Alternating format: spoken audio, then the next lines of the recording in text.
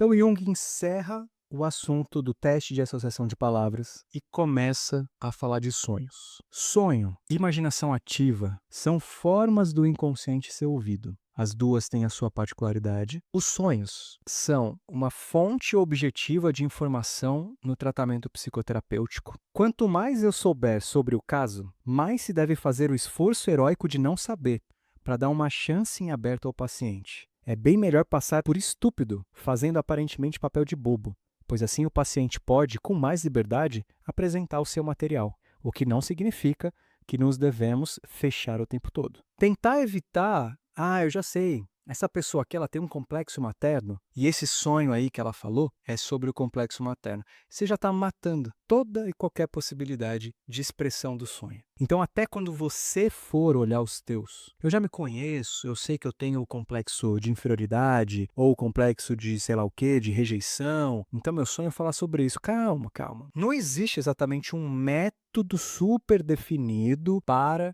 interpretação de sonhos, mas Jung dá uma dica, algumas dicas. Quando você olha para um único sonho, você corre o risco de interpretar de qualquer jeito. Se você analisa uma série de sonhos, você diminui essa arbitrariedade. Então, quanto mais sonhos reunidos, escritos, você tiver, melhor. Minha sugestão? Anote seus sonhos. Cada sonho, imagina que é uma página de um livro. Não é nem um capítulo, é uma página. Conforme você vai anotando vários, você vai tendo mais páginas, capítulos inteiros. Muito bem. O Jung, ele traz 3 sonhos. Primeiro, vamos dar um contexto sobre de quem é o sonho, quem é esse paciente. Esse é o caso de um homem de 40 anos, casado, que nunca esteve doente. Sua aparência é boa. Recentemente, este homem sentiu-se muito perturbado por sintomas neuróticos. Uma espécie de vertigem o dominava de tempos em tempos. E mais, palpitações, náuseas e um estranho ataque de fraqueza e exaustão. Esta síndrome é o quadro de uma doença muito comum na Suíça. Lembrando, o Jung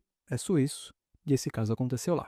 A doença das montanhas, mas que frequentemente acomete pessoas não acostumadas a grandes alturas. E perguntei-lhe: o senhor não está sofrendo dessa doença? Respondeu-me: sim, o senhor tem razão. É exatamente como a doença das montanhas. Perguntei-lhe ainda se havia sonhado nos últimos dias. E ele me contou 3 sonhos. No primeiro sonho, o paciente se encontra numa pequena cidade suíça. Ele surge como uma figura muito solene, de casaco negro e longo. Debaixo dos seus braços, carrega vários livros volumosos. Há um grupo de rapazes que ele conhece como ex-colegas de classe. Olham o paciente, olham esse cara e dizem: não é sempre que esse fulano aparece aqui. Esse é o primeiro sonho. Para compreendermos esses sonhos, devemos lembrar que o paciente ocupa excelente posição e tem uma ótima cultura científica. Mas o nosso homem começou por baixo. E é realmente o que se pode chamar de self-made man. Hoje em dia esse termo até virou meme, né? Do empreendedor, do executivo que se fez por conta própria, aquela coisa. Seus pais eram camponeses pobres e ele trabalhou arduamente para chegar à posição atual. Muito ambicioso e cheio de esperanças de subir ainda mais. É como um homem que tenha, num dia, percorrido a distância do nível do mar até a altura das montanhas, de 6.000 pés.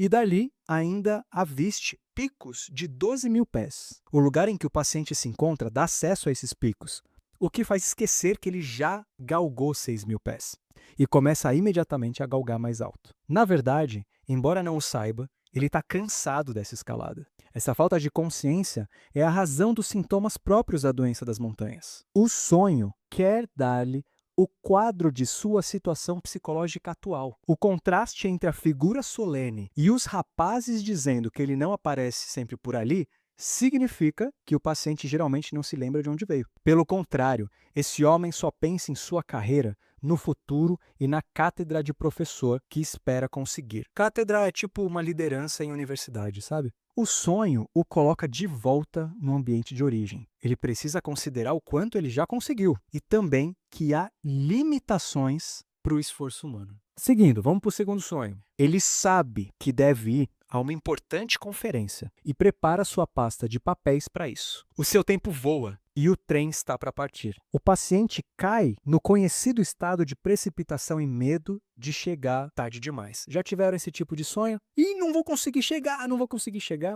É isso. tenta juntar suas roupas, não sabe onde está seu chapéu, perde o casaco e começa a correr pela casa berrando: cadê minhas coisas? Finalmente, consegue encontrar tudo e sai correndo de casa. Mas acaba por descobrir que esqueceu a pasta de papéis. Volta apressadamente e vê no relógio que o tempo está voando. Corre para a estação, mas a rua está tão mole quanto um pântano e seus pés não conseguem mover-se. Ofegante, ele chega à estação, a tempo de ver que o trem acabara de partir. Sua atenção é atraída pela estrada de ferro. O paciente se encontra na estação, que é representado por A. A cauda do trem se encontra na primeira curva, representado por B. E a máquina já está chegando na reta depois da segunda curva, representado em C. O sonhador observa o trem por muito tempo e pensa: se pelo menos o maquinista, ao atingir a reta depois da segunda curva, tiver inteligência suficiente para não se precipitar a todo vapor, se ele fizer isso, o longo trem que está sendo puxado e que ainda está fazendo a primeira curva acabará descarrilhando. Bom, o maquinista chegou na reta e abriu a válvula de vapor completamente.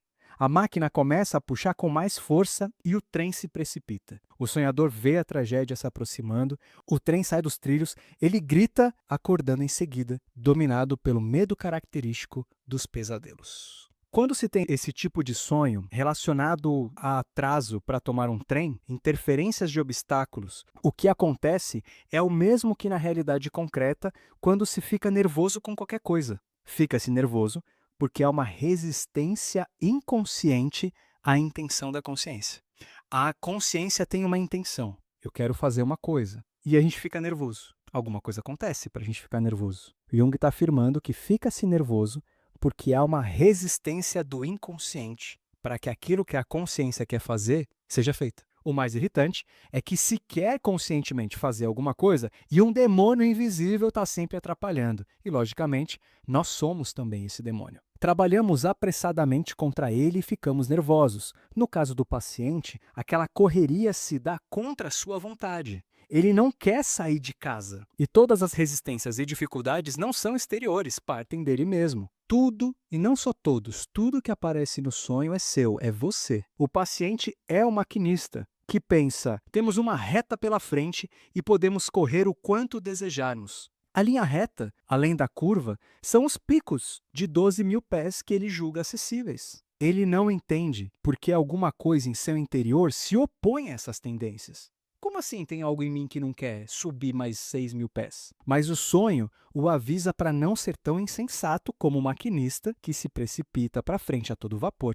Nossa consciência é apenas uma superfície, a vanguarda de nossa vida psicológica. A cabeça é apenas uma parte, mas atrás dela vem uma longa cauda histórica de hesitações e fraquezas, de complexos, preconceitos e heranças. E sempre tomamos nossas decisões sem levá-las em consideração. Sempre digo que a psicologia do indivíduo tem atrás de si uma longa cauda sauriana, formada pela história da família, da nação, do continente e do mundo todo. Sobre isso, eu quero mostrar para vocês uma segunda imagem. Diz respeito à influência que temos, não só de nós mesmos, dos nossos conteúdos, mas de uma gama imensa. Nós somos influenciados por tudo que é vivo, por ancestrais animais, por primatas, por grandes grupos, nações, clãs, famílias e pelo próprio indivíduo. Já estamos indo para o sonho 3. Além da gente terminar a análise dos 3 sonhos, a gente ainda vai falar de uma figura arquetípica que aparece, de como ele interpreta, da técnica de ampliação, a diferença um pouco para Freud. Eu nem vou ficar entrando nessa crítica, porque aqui o ponto não é ficar falando de como Freud faz, e aí a gente entra depois na última parte, que é a discussão. Geralmente eu levo meus sonhos para o ChatGPT, mas a análise bate. Análise bate com o quê, né? É um modelo de linguagem. Se eu posso sugerir alguma coisa que você tente fazer primeiro por você, a gente vai falar de mais ou menos como Jung faz e deixa um legado pra gente, para você fazer com o teu. Então tem a parte humana que talvez seja interessante considerar.